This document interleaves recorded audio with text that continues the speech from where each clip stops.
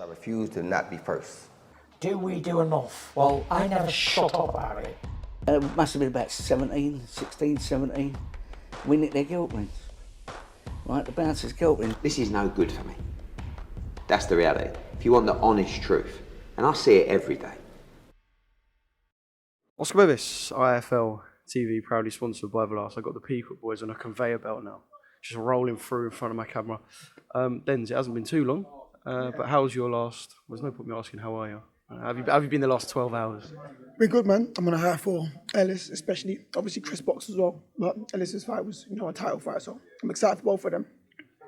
I'm on a high for Ellis because he won his first belt. My voice is... I was going to say, it was deteriorating as the night went on. Yeah.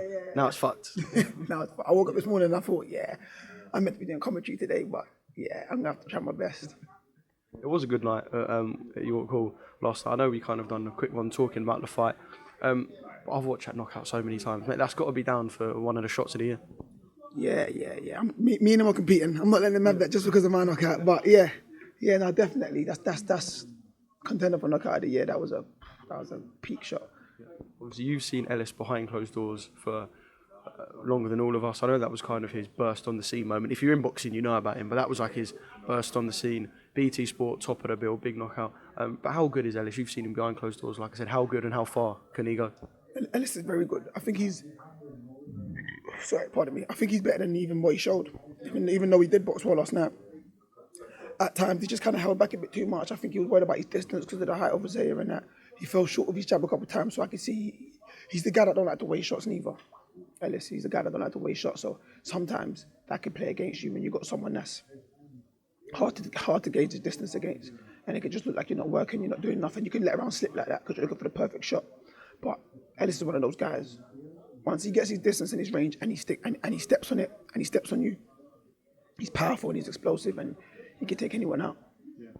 Do you think he is the best at his weight in Britain? If we're talking domestically, I'm going to say, because it is a very hot division. Do you think at the moment he could be in and amongst the best domestically in his division? You know what, he's got the potential to be. I'm not going to lie. I'm not going to sit here and gas it and say, yeah, he is. That's my guy. This is my guy. Like, love him to bits. But he's still got to do a bit more to prove that. You got guys at the domestic level. Well, obviously the world level scene I know you're talking about, but you got guys at this level that are like Isaac Chamberlain is, at domestic level when you could actually say he's a bit further up than that. But because of the fights he's had and the fights he's fell short from, he's boxing at, this level because he didn't really go through this level. But he's only lost to two guys in Coley and Chris Billam who are fighting each other for a world title. And obviously you got Lawal and Chev Clark and Jamie Jameson and without Riley that's coming through and all these other guys. And I think Ellis has the potential to reign on top of those guys there. It's kind of the building process towards perhaps being the main man in his domestic level that we'll see next. Yeah, exactly. So he's put himself in the market now with that performance yesterday. He's put himself in the shop window. So the guys around his weight are going to be looking at that. Even Jordan Thompson and that. All of them guys there, Jordan Thompson, Chev Clark, Jameson, Mikhailov, all them guys. He had Ellis has the potential to put himself out there and reign on top of those guys there. But guys like Okoli, Riakpour, Chris Billam and Isaac, I put them in a different section to that. Yeah. It's a great division, a great time for your cruiser, mate. Probably, what I would say, probably the best at the moment domestically. Right, let's talk about yourself. Obviously, coming off a sensational win against Kieran Smith. Did you kind of look back on that and kind of just think, yeah, I'm a bit above this now? I thought I was above this anyway, but I just had to prove it. So that was the main. I mean, no pressure, but that was the main pressure. If that makes sense. He was never coming back to go and jump into a 6 or 8 rounder. He was only coming back for something that at least meant something to you. Yeah, I'll never do a 6 or 8 rounder again in my life, unless it's the exhibition when I'm 40. But no, I don't want to go back to them sort of fights. I think I trained too hard to be competing in 6 or 8 rounders. You know what I mean? So I was only ever going to come back to. So I mean, when I lost the cash, I came back against Sam Evans. That was I can't remember. He's lucky, but he only had 1 loss, and obviously I got it on a late call or whatever. So, and it was a 10 rounder. So something that's going to get me straight back into title contention, because after that I fought Linus. This one here I came back defending my belt against Kieran Smith. It was, he was a top amateur, only lost once, to a top fighter in Troy Williamson. He moved up a weight or whatever. But I only want meaningful fights, man. I trained too hard and I got too much to try and prove to be fighting 6, 8 rounders and trying to get confidence booster fights and all these things. I'm all right. I don't need that stuff. So what's next for you then? Obviously, there's so many possibilities. I know there's kind of a lot of talk of building towards the in-house domestic fight with Hamzah Sheeraz, but you're kind of in a situation now where you've got so many different opportunities on a plate. Is it about sitting and waiting for the right thing, or are you kind of just eager to at least get yourself back in the ring? Because I know, we spoke about this before, you don't like sitting there. You want to be training and you want to be working towards something. Yeah, I mean, I'm already back in the gym, do you know what I mean? So I'm all pushing my team to try to get me here in the summer, but I don't know how likely that looks, but I'm in the gym and that's the level I'm trying to be at, and I'm always just trying to compete. I don't like being in the gym without a date. I'm going to be in the gym anyway, so why not have a date, do you know what I mean? So, I mean, all these guys domestically that you're talking about, I mean, listen, I'm ready to push on or fight now. I don't really mind. Certain guys, that say they want to fight me and stuff and nothing's materialised, you might miss your chance because I'm not hanging about for no one. I'm moving on. My goal is to be a world champion. Whatever anyone wants to do in the house and start building things, but that's down to you. I've got my own plans. If you come across me as I'm trying to move on to this world level stuff, let's go. But if you want to try and wait out, you're going to miss your chance, and I'm going for a world title. That's what I'm saying. What about a fight or a potential fight with Liam Williams? He acts like no one calls him out. When he was British champion, I was calling him out in every other interview I could. So I don't know why he's acting like he's some avoided fighter. He's not an avoided fighter. He just needs to get in contact with his team, to get in contact with the team of whoever he wants to fight, and stop all this internet stuff. I think the internet stuff is weird, if I'm being honest with you. I think it's weird. You're on the internet like you don't have a team. Because even if you were going to make a fight, you can't make a fight on the internet. I can't agree to terms and conditions on the internet. It don't make no sense. So at the end of the day, you got to get your team to contact, the team of the person you want to fight. So if you want to fight me, then get your team. I'm sure he's got a team. Get him to contact my team, and we see what we can do. Does it always seem to be, well, I mean, it is always the way it works, is when someone's got a title, people are calling them out, they're kind of giving them a little backhander and saying, no, not yet. And when you're the man who needs something, then you're kind of becoming the man who's going, no one's giving me the opportunity. It just kind of seems to be how it works in boxing. Exactly. Dude, it's like, everyone wants to act like they're the man and whatever. But listen, everyone deserves a shot, an opportunity. I mean, like, if I'm at a certain level and someone wants a shot, I'm not going to hold it hostage. I'm going to give you a shot if you deserve it. You know what I'm saying? And I mean, at that time, no one else wanted to fight him, or no one else was asking for a shot, and I was. And it's kind of like, who's this guy? I don't know him. Now, and tables always turn. You just got to remember, who you are. So now that I'm where I am, I'm the British champion and I hold the title. You want to start acting like everyone's avoiding you. You ain't done anything to even warrant a shot at anything. You lost to Eubank, you came back and had a one win, but you ain't done nothing to get yourself back in position. When I lost, I was doing everything I could to get myself back in position. You know what I'm saying? You're just hanging about, complaining on the internet about no one wants to fight you. Bro, take some fights, get yourself back in position, and then no one can deny you. The board will make you mandatory, but you're inactive. But I don't want to ramble on about that guy anyway, man. We're talking about energy and kind of how, if you're the man who's kind of got something somebody wants, you should accept the challenges. The energy. You see the video of Dan. I don't know if he was next to Dan at the point of Dan and Willie Hutchinson last night. Yeah, oh, I love that. Just looking at him and going, if you want a shot, have it. Right. Yeah, because Dan's a proper man, a proper fighter, and he's the champion, and he understands people want to be champions. And if you want a shot and you deserve a shot and you're good enough and it makes sense, come and take a shot. What are you going to hold the belt hostage for? And not defend it against anyone or try and act like you're too good for anyone. If you're too good to fight these people for these belts that warrant it or warrant a shot, then vacate it and move on to a level that you think you're at. Do you know what I'm saying? So that's just all it is. He just said, look, listen, you're more than welcome. Get in contact and let's do it.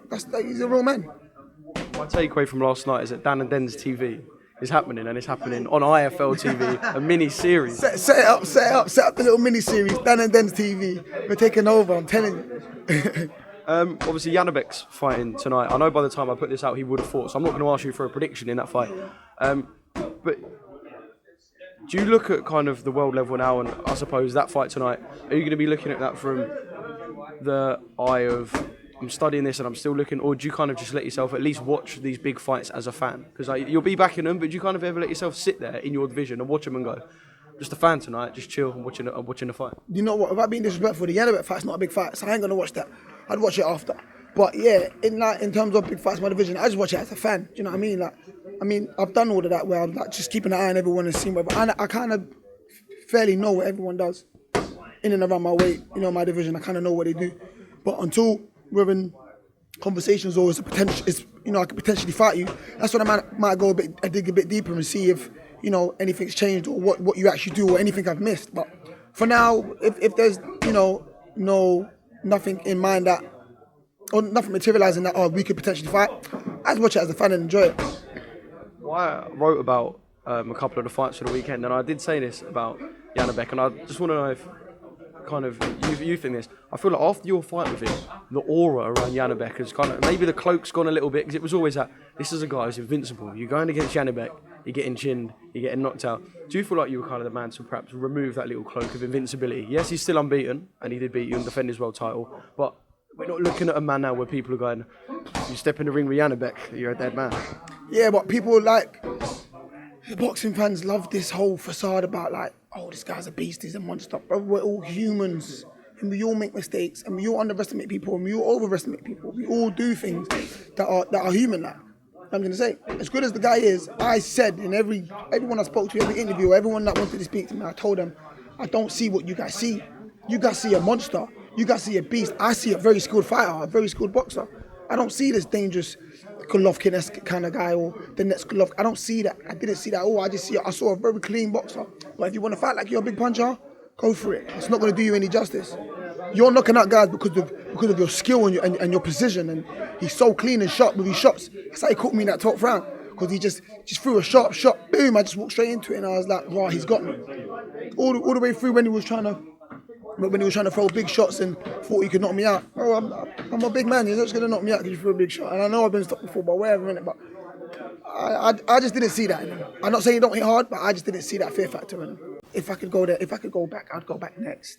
Like, I'd have my next fight at a world level kind of fight, whether it's fringe world level, someone that's boxed the world title and lost, or a lot of these light middleweights from America are moving up. I'd take one of them. Do you know what I mean? Like the Jarrett Hurds and the J. Rock Williams and all these guys.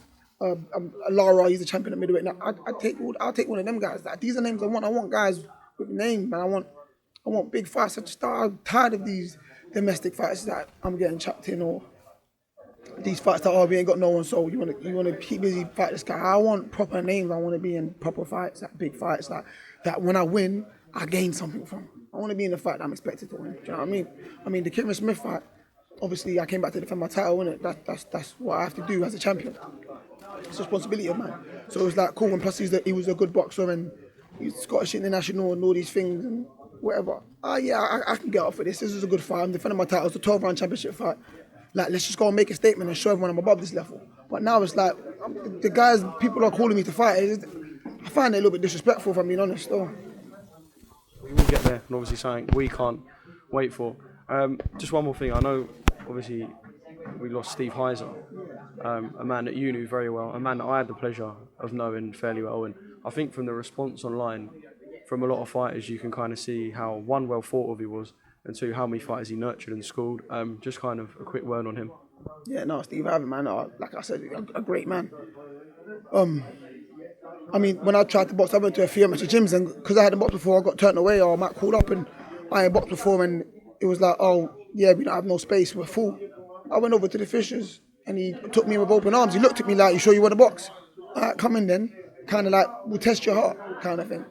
Got in there, talked to me, man taught me how to box. If it wasn't for Steve, I wouldn't be in the position I am now. Of course, we progress, we meet new people like Ray and Martin and Tony. That's obviously helped me, brought me here, but it's all Steve. It started from Steve. Do you know what I mean? He's helped me box. He's helped me change my life.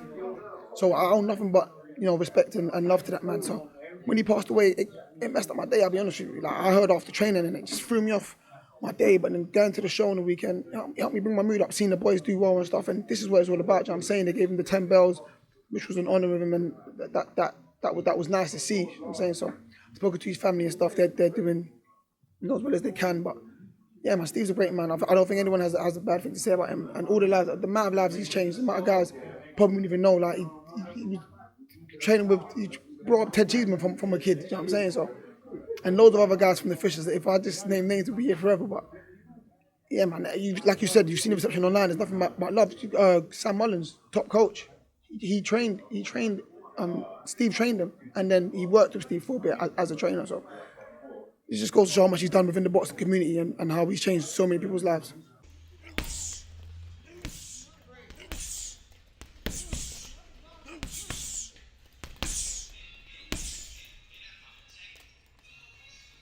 Because I refuse to not be first. Do we do enough? Well, I never shut up about it. Must have been about 17, 16, 17. We nicked their girlfriends. Right, the bouncer's girlfriend. This is no good for me. That's the reality. If you want the honest truth, and I see it every day.